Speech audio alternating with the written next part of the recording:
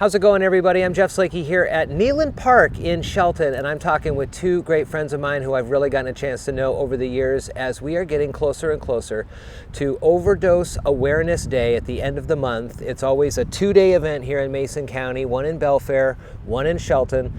More of the details now with Jamie Ellertson and Abe Gardner. How you guys doing? Good. Doing well. It's good to see you guys. So we're at Kneeland Park, and we've had groupings here. People have come over the years, and every year it gets bigger and better with more awareness, more partners, and more visibility for those who may be struggling. Talk a little bit more about how we got to this, fifth, sixth year? And seventh year? Seventh. Wow, that's awesome. The seventh year, and why it started, how it started, and where we're at now. Awesome. Yeah, so 7 years ago, I had an idea about overdose awareness and just wondering, what kind of support is out there for families and for those whose lives have been lost. And I reached out to Abe and I asked him about a week before August 31st, which is International Overdose Awareness Day, if he wanted to do a walk. And we had all met uptown Shelton. About 25 of us had showed up because I lost my brother to an overdose in 2012. And it was just really impactful to see 20 of us. And last year, our sixth overdose awareness event, I'd say we had about 300 people show up. So it's really grown. And the partners that have started to come on board here, Kneeland Park is going to be transformed with multiple vendors, over 60 vendors and more signing up. What are some of the resources, Abe, that people are going to be able to, when they're here at Kneeland, learn about and get? Yeah. So we've got behavioral health specific agencies that'll be here with us. So substance use, mental health, but also a ton of other recovery support services. So, from housing, we've got Department of Veteran Affairs here with us. Just to name a few. So, really, anybody that's struggling with current substance use, if it's they are individually, if it's a family member, if it's a friend, if it's just a community member that really wants to know what's available here in Mason County and or the surrounding areas, I think they'll be happy to see as many partners as there will be here in Kneeland Park, as well as up at Timberland Regional Library up in Belfair on Thursday. I remember joining along on the march up in Belfair and all the horns that were honking at people as we were walking down the road. It seems as since COVID has passed us now, there's a renewed kind of look at how people are taking care of themselves, and sort of the stigmas around substance abuse and substance use are out more in the open. And these types of events not only shine a good light on letting folks know that the services are here, but letting the people in the community know that it could be your neighbor, it could be your coworker that are struggling through these things. Absolutely.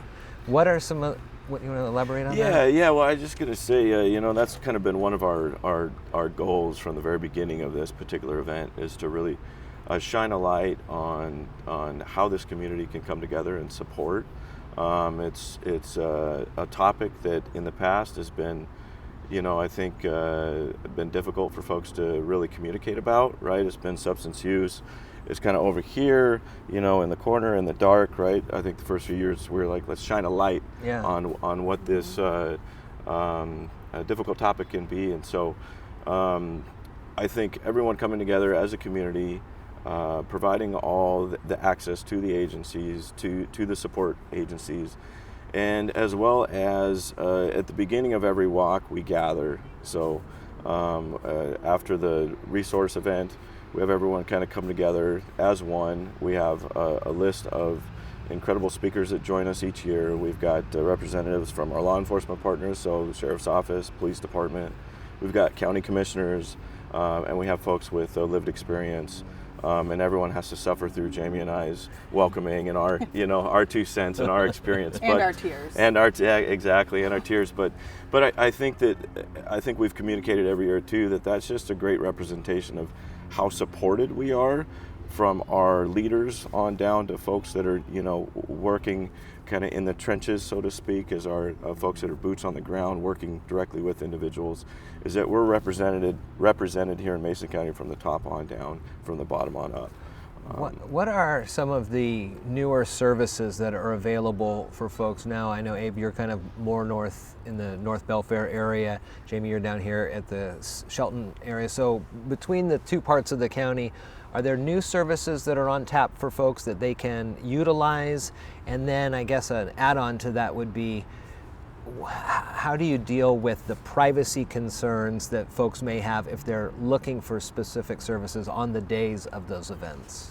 Yeah, so to answer your question about the day of events, there are a lot of, whether it's family members or friends that come down here, and honestly a lot of people that are struggling, and they just go from booth to booth and ask the providers, what they offer in the community, and they seem pretty open about it. Okay. The event is very welcoming, so that's really nice to have such a welcoming environment for individuals to feel safe. Yeah.